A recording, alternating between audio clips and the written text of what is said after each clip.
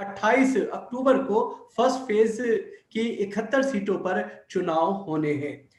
क्या अहम मुद्दे रहे हैं, किस तरह से जो बड़े घटक दल हैं उनके जो है मुद्दे क्या क्या रहे हैं, आज हम उन चीजों को समझने की कोशिश करेंगे। साथ ही साथ ये भी जानने की कोशिश करेंगे कि इस पूरे चुनाव में वो कौन से ऐसे मुद्दे हैं जो जनता के बीच छाए रहे हैं। इसके अलावा ये भी हम जानने की कोशिश करेंगे कि पिछले दिनों जिस तरह से ओपिनियन पोल आए, लेकिन जो रैलियां हुई उसमें भारी संख्या में जनता रैलियों के अंदर नजर आई है, आखिर हकीकत क्या है। इन ओपिनियंस पोल को हमारे साथ इस वक्त दो खास मेहमान मौजूद हैं। हमारे साथ अरुण कुमार जी हैं, वरिष्ठ पत्रकार हैं, हम उनका बहुत बहुत स्वागत करते हैं। हमारे साथ दूसरे जो वरिष्ठ पत्रकार हैं प्रशांत टंडन जी, फ्रीडम एक्सप्रेस के संपादक हैं, हम उनका भी बहुत बहुत स्वागत करते हैं। क्योंकि अरुण जी इस वक्त खुद बिहार में मौजूद हैं, उन्हीं के पास सबसे पहले हम चलते हैं। अरुण जी, फर्स्ट फेज का जो कैंपेन था पूरी तरह से थम चुका है। आखिर अगर चीजों को हम देखें, आपकी नजर से उसे समझना चाहें, तो आप उसे किस तरह से देख रहे हैं? ये पहला चुनाव है जो कि कोविड-19 पैंडेमिक के बीच हो रहा है। तो इस कारण से इस चुनाव के मुद्दे लोगों ने कई बार देखा, माइग्रेंट के इशू को भी देखा, लाखों लाख करीब 30-32 लाख लोग वापस आए, वो भी लोगों ने समझा कि एक बड़ा मुद्दा होगा। पैंडेमिक के समय में कोविड-19 का मैनेजमेंट किस तरह से बिहार में किया गया, वो भी एक मुद्दा होगा। और भी कई मुद्दे हैं जो कि लोकल इश्यूज से रिलेटेड है, जैसे फ्लड के बीच में भी ये चुनाव आया। फ्लड इस बार फिर बिहार में जो बाढ़ की विभीषिका है वो विकराल रूप में थी। तो इन सब बातों को जब आप देखेंगे, लेकिन दुर्भाग्य ये होता है कि इन बातों पर हम चर्चा जरूर करते हैं, लेकिन ये जो मुद्दे हैं लोगों के, वो चुनाव में एक रेटरिक जो होती है बातचीत के दौरान तो होता है कुछ, लेकिन उससे ज्यादा इसका कोई महत्व रह नहीं जाता है। क्योंकि ये मुद्दे आज के नहीं है, बाढ़ का मुद्दा आज का नहीं है, माइग्रेशन का मुद्दा कोई अचानक आ गया वो नहीं, इस बार ज्यादा लोग वापस आ गए इसीलिए आपको पता चला। लेकिन लाखों लाख लोग बिहार से जाते रहे हैं और जाते रहेंगे आगे भी, अगर स्थितियां नहीं सुधरी तो ये कोई ऐसा मुद्दा नहीं है जो बिहार के लोगों के लिए, बाहर के लोगों के लिए बहुत नया मुद्दा है, लेकिन बिहार के लोगों के लिए ये ऐसे मुद्दे हैं जिनके साथ उन्होंने जीना सीख लिया। तो इन मुद्दों पर भी, चूंकि आज के डेट में बहुत सी चीजें गाइडेड होती हैं मीडिया से भी, अब कोविड जैसी महामारी आई तो उसका चूंकि पूरे देश में जो प्रभाव पड़ा, अर्थव्यवस्था से लेकर स्वास्थ्य सेवा से लेकर हर और एक जनमानस, आम आदमी, गरीब आदमी पर जो प्रभाव पड़ा, उसके कारण इसकी ज्यादा चर्चा। लेकिन चुनाव अंत में अंक गणित पर ही आ जाता है, और वो अंक गणित से ही निर्धारित होता है कि चुनाव का क्या परिणाम होगा। तो वो स्थितियां अभी, आज चुनाव का पहले फेज का 71 सीटें हैं, 71 सीटों के लिए आज समाप्त हो रहा है, हो गया ऑलरेडी कैंपेनिंग, और इन मुद्दों पर कुछ तो असर जरूर होगा लोगों पर। और देखिए, एक दूसरी बहुत बड़ी बात है कि नीतीश कुमार जी यहाँ 15 साल से, एंटी इनकम्बेंसी वो एक नेचुरल फैक्टर है। देखिए, वो भी एंटी इनकम्बेंसी फैक्टर कितना असर कर रहा है ये हम लोग सुनते हैं आज के डेट लेकिन एंटी इनकम्बेंसी फैक्टर का क्या असर होगा अंत में, क्योंकि जैसे इस बार चिराग पासवान भी मैदान में एनडीए छोड़ के कूद पड़े हैं, छोटी छोटी पार्टियां हैं, ओवैसी हैं, और भी कई दल। तो जनरली जो ओपिनियन पोल्स भी, जो मैं जितना आकलन कर पा रहा हूँ, ये ओपिनियन पोल जो है वो जनमानस के पास जाकर कितना हम कैप्चर कर पाते हैं ये कहना बड़ा कठिन है। मोस्टली ओपिनियन पोल्स जो है वो सोशल बेस, जो एक एस्टैब्लिश्ड सोशल बेस है, उसी के इर्द गिर्द डिपेंड करते हैं। क्योंकि अच्छा, एक चीज आपसे और समझना चाहेंगे, जैसे एनडीए ने आप पूरे अपने कैंपेन को, अगर फर्स्ट फेज के उसको हम देखते हैं, मुद्दे बहुत सारे थे, लेकिन उन्होंने बहुत ज्यादा फोकस किया लालू के जंगल राज को, कि उन्होंने बार बार उस चीज पर फोकस करना चाहा। प्रधानमंत्री नरेंद्र मोदी जब वहां पर गए, उन्होंने अपनी रैलियों में लालू के जंगल राज को ही दर्शाया। बाढ़ पे बात नहीं की, कोरोना वैक्सीन पे बात नहीं की, जबकि ये कहा गया था कि हम मुफ्त में बांटेंगे, वो उससे बचते हुए नजर आए। ट्रिपल तलाक का मुद्दा छाया रहा। कश्मीर में 370 जो धारा हटाई गई, उसको लेकर के बातचीत की गई। आपने कहा बाढ़ का भी एक मुद्दा रहा है, कोविड-19 के बीच में चूंकि ये चुनाव पड़ रहा है, तो वो सारे मुद्दे रहे हैं। लेकिन आपको लगता है कि ये जो चूंकि जो विधानसभा के चुनाव होते हैं, लोकल मुद्दे उस पर हावी होते हैं, छाए रहते हैं, इन सारे मुद्दों को लेकर के जो एनडीए गठबंधन है, वो जनता में जाने के बाद क्या अपने आप को कितना आश्वस्त महसूस कर रहा है? देखिए, आपने जो बात कही वो अक्षरशः सत्य है जी, कि 15 साल बनाम 15 साल, जी। आरजेडी की जो 15 साल का गवर्नमेंट था और उसके बाद जो नीतीश जी ने सरकार हुँ, चलाई 15 साल, हुँ, तो इसका एक कंपैरिजन किया जा रहा है। हुँ, तो राजनीति में तो निश्चित रूप से वही किया जाएगा जिससे किसी पार्टी को फायदा हो। हुँ, तो एनडीए को लगा, नीतीश जी को खासकर लगा कि भैया 15 साल बनाम 15 साल करने से हुँ, लालू जी के समय में जो एक छवि बनी थी, हुँ, उसमें से जो सुधार वो कर पाए हैं, हुँ, उसको दिखाएंगे तो जनता को लगेगा कि भाई भय से दूर, बिजली है, सड़क है, जो उनके पहले 5 साल में भी काफी चर्चा हुई, जिसके कारण 2010 में उनको प्रचंड बहुमत मिला। हुँ, तो वो अपना काम कर रहे हैं। हुँ, लेकिन आपने जो कहा कि लोकल इश्यूज एनडीए को कितना फायदा होगा, इन हुँ, सब बातों पर जब आप चर्चा करेंगे तो देखिए, एक इस चुनाव में एक खास चीज नजर आ रही है जो कि देश के अन्य राज्यों में भी दिखता है, हुँ, नेशनल पॉलिटिक्स में भी दिखता है, लोकसभा में भी, हुँ, कि अब जो है चुनाव जो हो रहे हैं विधानसभा के, इनमें जो हुँ, कैंडिडेट्स हैं, कौन कैंडिडेट्स कहाँ का है, ये तो आपको हम तक पता नहीं चल पाता है चुनाव के 10 दिन पहले तक। हुँ, तो चुनाव हुँ, हुँ, जो कैंडिडेट है उनका महत्व कम हो गया। अब है कि जो हुँ, टॉप लीडर हैं, जैसे नीतीश कुमार हो या लालू प्रसाद, तेजस्वी प्रसाद यादव हो, हुँ, या चिराग पासवान और रामविलास पासवान का नाम हो, या नरेंद्र मोदी हो हुँ, बीजेपी, हुँ, तो हुँ। चुनाव जो है इन्हीं 4-5 लोगों के इर्द गिर्द इनके नाम पर घूम रहा है। यानी फेस पे चुनाव लड़े जाने लगे अब। मुद्दे ब, सारे ब, साइड ब, हो गए। जी हाँ, जी, पहले जी, कैंडिडेट का भी फेस होता था, लेकिन अब कैंडिडेट का बिल्कुल, फेस उतना मायने नहीं रखता है। अब ठीक जो है। मायने रख रहे हैं वो है बड़े बड़े फेस, बड़े बड़े बिल्कुल, चेहरे। बिल्कुल। हमारे साथ प्रशांत टंडन जी भी मौजूद हैं, जो कि फ्रीडम एक्सप्रेस के संपादक भी हैं। प्रशांत जी, आपसे जानना चाहेंगे, आपसे इस चीज़ को समझना चाहेंगे, चूँकि फर्स्ट फेज़ की जो है कैंपेन पूरी तरह से थम चुका है। आपके नज़र से अगर हम उसे समझना चाहें, कैसा देख रहे हैं फर्स्ट फेज़ आप? जी, 2-3 बातें मैं रेखांकित करना चाहता हूँ शुरुआत में ही, जी। क्योंकि ये नीतीश कुमार की रैलियों में भी कई बार आया और एनडीए की तरफ से भी आया, मोदी हुँ, साहब की रैली में भी आया, लालू के समय की बात। हुँ, तो वो 15 साल पहले की बात है।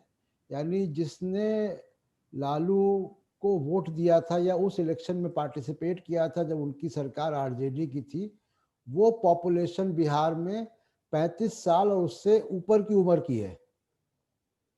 तो जो ज्यादा बड़ी जो युवाओं की संख्या है जिसने कि वो देखा ही नहीं राज, उसकी उसकी हुँ, लिविंग लिविंग मेमोरी में वो चीजें नहीं हैं।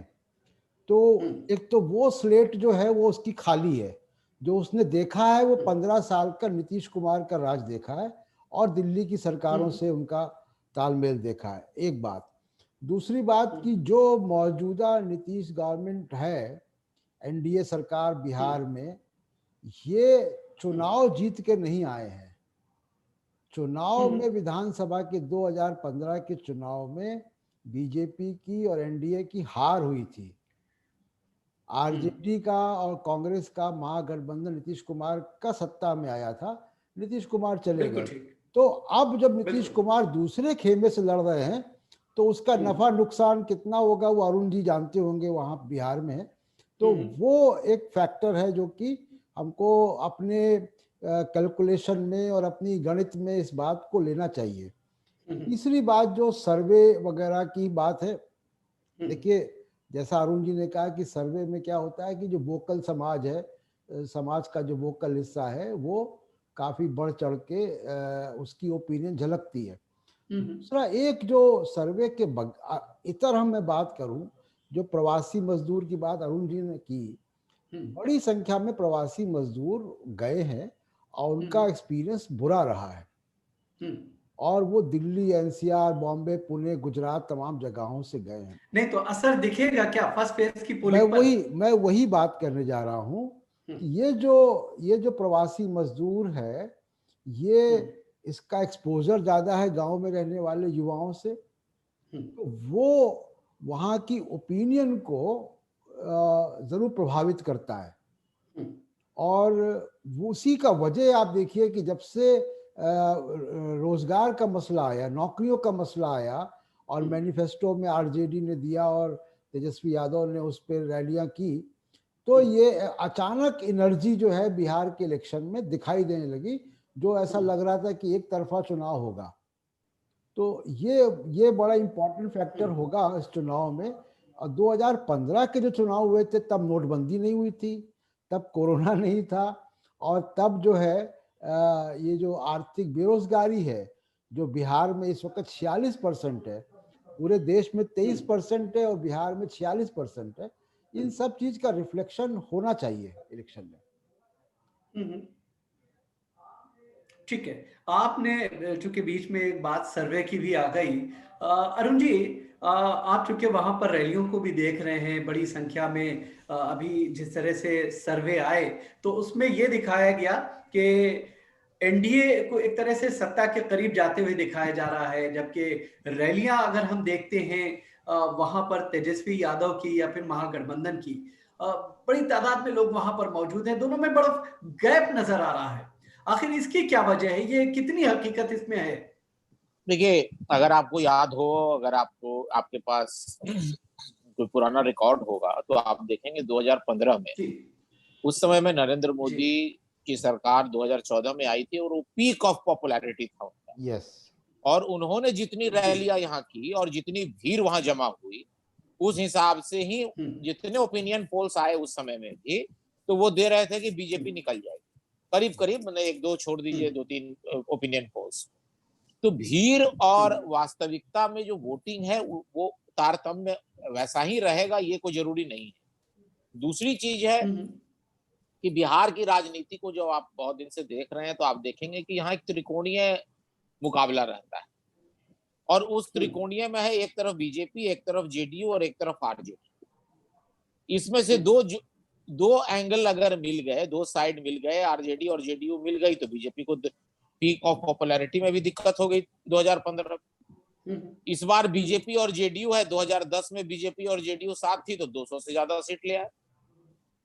2015 में जेडीयू और आरजेडी साथ हो गए तो वो 190-80 सीट ले आए और बीजेपी पिछड़ गई 53 सीट पर।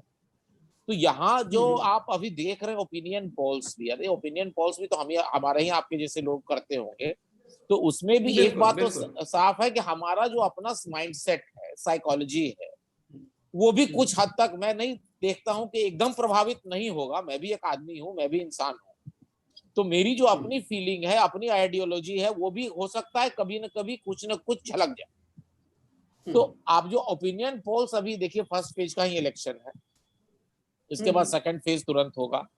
पर्व त्योहार का समय है, जो माइग्रेशन की बात थी, बहुत से माइग्रेंट लौट भी चुके होंगे काम करने के लिए और जा भी रहे हैं, ऐसा नहीं है। क्योंकि मैंने आपको शुरू में इसलिए कहा कि माइग्रेशन एक बड़ा कष्टदायक इशू रहा, इसलिए कष्टदायक रहा क्योंकि इसको लोगों ने पहली बार चैनल्स, टीवी पर, सोशल मीडिया पर देखा है, डिबेट भी की है, क्योंकि लाखों लोग तो सालों से जा रहे हैं बाहर। तो ये पहली बार तो 32 लाख लोग गए नहीं थे या 50 लाख लोग बाहर गए। तो ये जो माइग्रेशन है, ये आप देखेंगे इस पे कई तरह के रिसर्च हुए हैं अभी तक, और वो स्टडी है कि बिहार की एक मनी ऑर्डर इकोनॉमी ही थी बिहार की, क्योंकि बिहार के लोग गल्फ में भी हैं, बिहार के लोग देश के विभिन्न कोनों में भी हैं, तो वो जाते हैं वहां, नौकरी करते हैं, वहां कंट्रीब्यूट करते हैं। ऐसा नहीं है कि वहां मुफ्त में वो पड़े हुए हैं, वहां उन्होंने। और माइग्रेशन को एक अचानक से इतना भयावह बना देना, ये भी मैं उचित नहीं समझता हूँ, क्योंकि लोग जाएंगे ही। मान लीजिए कि आज जिनके पास हुनर कम है वो ज्यादा जा रहे हैं, कल जिनके पास हुनर ज्यादा होगा, उनकी डिमांड ज्यादा होगी, वो जाएंगे। तो माइग्रेशन का इस बार जो हृदय विदारक दृश्य हम लोगों ने देखा है, वो अब एनडीए की सरकार है, उन्होंने अभी भाषण आप सुनेंगे नीतीश जी का भी, बीजेपी का भी, वो भी बता रहे हैं कि मैंने कोविड के समय में क्या क्या किया। हम्म। लेकिन सबसे बड़ी बात है कि 15 साल एक सरकार नीतीश कुमार की सरकार ने राज किया 15 साल, हम्म। तो उसका एक फैटिग फैक्टर रहता है लोगों में, होता है कि ऊब जैसी होती है ना कि नहीं 15 साल हो गया, आपको नया आना चाहिए। तो वो भी एक एंटी इनकम्बेंसी जिसको कहते हैं, वो भी एक फैक्टर है। दूसरी बात है कि इस बार एनडीए में भी अच्छा, तो दरार है। यही चीज शायद तेजस्वी महसूस कर रहे हैं, इसी वजह से कह रहे हैं कि अब ऊब गए हैं वो, और जो है बहुत ज्यादा उन्होंने तकरीबन 3 टर्म जो उनके रहे हैं उसकी वजह से काफी थके थके दिख रहे हैं, रैलियों में ये बोलते हुए नजर आ रहे हैं। देखिए नीतीश तेजस्वी अपना काम कर रहे हैं पोजीशन की, उनको सत्ता पानी है जी तो वो तो अटैक करेंगे। लेकिन अब जी। नीतीश जी के साथ है कि नीतीश जी एक एडमिनिस्ट्रेटर के रूप में ज्यादा जाने जाते हैं, कि उन्होंने स्टेट को एडमिनिस्टर बिल्कुल। किया है अच्छे ढंग से। उनकी वो ये नहीं है कि लालू प्रसाद जैसे मास लीडर थे कि वो हर जगह जाके भीड़ जुटा लेंगे, वैसा नीतीश कुमार ने कभी किया नहीं। लेकिन चूंकि उनका एक गुड गवर्नेंस के लिए उनको, कि भाई गुड गवर्नेंस इन्होंने बिहार को दिया है, उसी को वो भजाने में लगे हैं। और तेजस्वी और चिराग उसी गुड गवर्नेंस पर अटैक कर रहे हैं, जो इनका स्ट्रॉन्ग पॉइंट है उसी पर अटैक करना है। तो अभी तेजस्वी की भी अच्छी खासी भीड़ हो रही है उसके रैली में भी। लेकिन ये बिल्कुल रैली जो है, ये रैली कितना वोट में ट्रांसलेट होगी, ये अभी बिल्कुल। इतना कहना बड़ा कठिन है, क्योंकि हम लोगों प्रशांत ने जी। जी 2015 का अनुभव भी हम लोगों ने देखा है। बिल्कुल प्रशांत जी, जो बात यहाँ पर जो है अरुण जी कह रहे हैं कि ये जो भीड़ आप देख रहे हैं जरूरी नहीं है कि ये कन्वर्ट भी हो जाए, क्योंकि पिछले तजर्बा भी कुछ इस तरह का रहा है, आप उसे किस तरह के देखेंगे? नहीं, ये मैं अरुण जी की बात से बिल्कुल सहमत हूँ। और जी। उत्तर प्रदेश का 2017 का चुनाव अगर आपको याद हो तो हम्म ये यूपी के लड़के हम्म काफ़ी भीड़ जुटा रहे थे, हम्म राहुल गांधी और अखिलेश यादव। लेकिन वो भीड़ वोटों में तब्दील नहीं हुई। तो हम्म। जितना मीडिया में कवरेज, बड़ी बड़ी रैलियां वगैरह हो रही थी। बिल्कुल। एक बात जो मैं अरुण जी से भी समझना चाहूँगा, और जो हम लोग बीजेपी की पॉलिटिक्स को इतने साल से, जब से बीजेपी पैदा हुई है और सत्ता में आई है और गई है, तो हम्म उसको ऑब्जर्व कर रहे हैं कि बीजेपी जब तक वोटों का ध्रुवीकरण ना हो, यानी कोई सांप्रदायिक माहौल ना हो समाज में, तो बीजेपी बड़ी अनकंफर्टेबल होती है। बिल्कुल। और पिछला अगर आपको चुनाव याद होगा तो बिसाइड्स इसके कि वो नरेंद्र मोदी चुनाव जीत कर आए थे और 1 साल ही हुआ था उनको, और उसके बाद अखलाक का एक हादसा दादरी में हो गया था, इलेक्शन जी। के ठीक पहले हो गया था। और उससे हम्म काफ़ी पोलराइजेशन जो है वो गाय के नाम पे हो रहा था। हम्म ये चुनाव ऐसे दौर पे हो रहा है कि कोरोना के बीच में हो रहा है, और जब समाज जो है थोड़ा सा आइसोलेटेड है एक दूसरे से, बिल्कुल। और उस तरीके के घटनाएं नहीं हुई हैं, उस तरीके के मुद्दे नहीं हैं। कश्मीर को लेकर ज़रूर वहाँ पे योगी आदित्यनाथ ने और प्रधानमंत्री मोदी ने, दोनों ने कश्मीर को लेकर कोशिश की। लेकिन जैसा मैं देख रहा हूँ कि कश्मीर को लेकर बिहार में उस तरीके की उत्सुकता या उस तरीके का मतदाताओं का रुझान बिल्कुल नहीं है। बिल्कुल। जी, ये सवाल अरुण जी से भी समझना चाहेंगे। अरुण जी, जिस तरह से प्रशांत जी ये कह रहे हैं कि बीजेपी का चूंकि ये एक बहुत ही फेवरेट मुद्दा रहा है हिंदू मुस्लिम वाला, हालांकि बीजेपी ने कोशिश की, सीए एनआरसी के इशू को भी रेस किया, धारा 370 को भी उठा करके रेस किया, ट्रिपल तलाक की भी वहां पर बातचीत की गई है, मदरसे को लेकर के असम में जिस तरह से उनके जो सरकारी मदरसे हैं उनके सरकारी एड को बैन किए जाने को लेकर के एक खबर चलाई गई यहां पर फायदा हासिल करने की। आपको लगता है कि इस तरह के मुद्दे में कहीं ना कहीं बीजेपी अब पिछड़ती जा रही है जो उसका कोर वो हुआ करता था?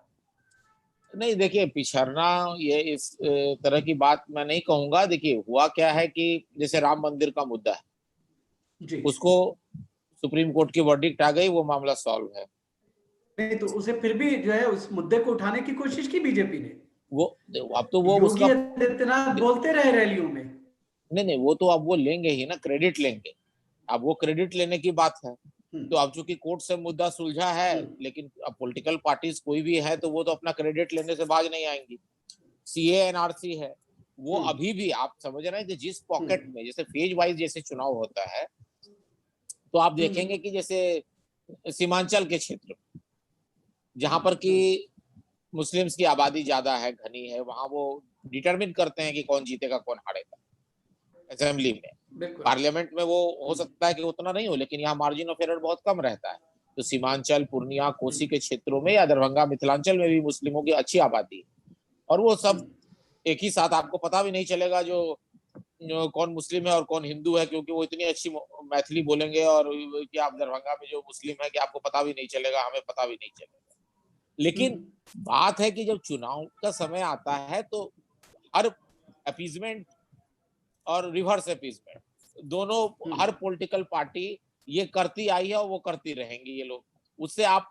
लेकिन हाँ, बिहार में इन सब के बावजूद बिहार के वोटर्स ने कई बार बहुत मेच्योर ढंग से वोटिंग की है, और उसी का परिणाम है कि देखिए, अगर ये चलता मुद्दा तो बिहार ही एकमात्र हिंदी बेल्ट में स्टेट है जहां पर कि बीजेपी अपनी सरकार नहीं बना पाई थी। बिल्कुल, बाकी हर जगह उन्होंने बना लिया। यहाँ किसी एनडीए के साथ ही वो थे, नीतीश कुमार के साथ, उनको भी नीतीश कुमार की जरूरत थी। तो जबकि उनका 2015 का भी आप देखें, लार्जेस्ट पार्टी वो थे वोट शेयर 25.5%, 25.5% उनका वोट शेयर था। सेकंड में आरजेडी थी, उसको 18%, लेकिन तब भी वो नहीं बना पाए, क्योंकि इलेक्शन में सिर्फ एक पार्टी या एक मुद्दा नहीं चलता है। यहाँ एक ओवरऑल पब्लिक आपको किस तरह से एक्सेप्ट करती है, आपके काम पे, आपके मुद्दे। हो सकता है कि मुद्दे आपके, कुछ मुद्दे ऐसे होते हैं जो कि लोगों की संवेदना से जुड़ जाते हैं, और हो सकता है कि वो 2% 3% आपको एज दे दें, लेकिन वो अगर सिर्फ 2-3% ही वोट रहेगा आपके पास तो काम नहीं होगा। आपके पास 20% है, 2-3% और जुड़ गया तो हो सकता है वो सीट में कन्वर्ट हो जाए। बिल्कुल, बिल्कुल। तो वही चीज बीजेपी करेगी, अपना जो भी है। इन मुद्दों को अभी भी उठाया है उन लोगों ने, क्योंकि अब सीएनआरसी हो, अयोध्या हो, वो करेंगे ही। बाकी पार्टियां भी, जैसे सिर्फ वही नहीं है, कोई ईबीसी के लिए कर रहा है, कोई दलित के लिए कर रहा है। तो वो जो कास्ट फ्रेगमेंटेशन होता है ना, कास्ट और क्रीड फ्रेगमेंटेशन, वो चुनाव में हर जगह हावी रहेगा। बिल्कुल, वो हावी रहता ही है। इंडिया के किसी कोने में भी आप जाएंगे तो आप देखेंगे कि अंत में वो कॉम्बिनेशन ही इफेक्टिव हो जाएगा। हाँ, रात में सारा खेल जो है चेंज हो जाता है पूरा। हाँ, वो रात कहें, 2-3 दिन पहले कहें, 4 दिन, देखिए वो मेन है कि लोगों को आपको कन्विंस करना है। जिनका कैडर बूथ लेवल पर, पंचायत लेवल पर, जिस तरह से जिनका कैडर ज्यादा मजबूत है, वो अपनी बात को उतने इफेक्टिवली लोगों तक पहुंचा पा रहे हैं। आरजेडी अगर आज भी सेकंड लार्जेस्ट वोट शेयर में भी है, तो उसका एक बहुत बड़ा कारण है कि लालू जी के समय में जो आरजेडी का बेस बना, वो बेस आज भी मोर और लेस लालू जी के नाम पर इंटैक्ट। ठीक है, बहुत शुक्रिया अरुण जी, आपने हमसे बिहार चुनाव को लेकर के विस्तार से बातचीत की और ये समझाने की कोशिश की कि आखिर ये जो सर्वे है और ये जो ज़मीनी हकीकत है, ये दोनों कहाँ पर आकर के मैच करते हैं और किन-किन मुद्दों को लेकर के किस तरह से ये तमाम चीज़ें आगे बढ़ रही हैं। हालाँकि तस्वीर जो है 10 नवंबर को ही तय हो पाएगी कि आखिर कौन किस तरफ जा रहा है और बिहार का जो वोटर है कितना मैच्योर है, ये आने वाला वक्त बताएगा। बहुत-बहुत शुक्रिया अरुण जी आपका, बहुत-बहुत शुक्रिया प्रशांत जी आपका। लेकिन जाने से पहले हम अपने तमाम दर्शकों को ये बताना चाहेंगे, अगर आपने फ्रीडम एक्सप्रेस को सब्सक्राइब नहीं किया है तो आप सब्सक्राइब करें और वीडियोस को लाइक और शेयर भी करें। साथ ही साथ हम आपको ये भी बताते चलें कि freedom express non profit channel है जो आप सबकी मदद से चलता है। आप अपनी मदद भी अगर चाहें तो कर सकते हैं। तो आज के प्रोग्राम में फिलहाल इतना ही, इजाजत दीजिए।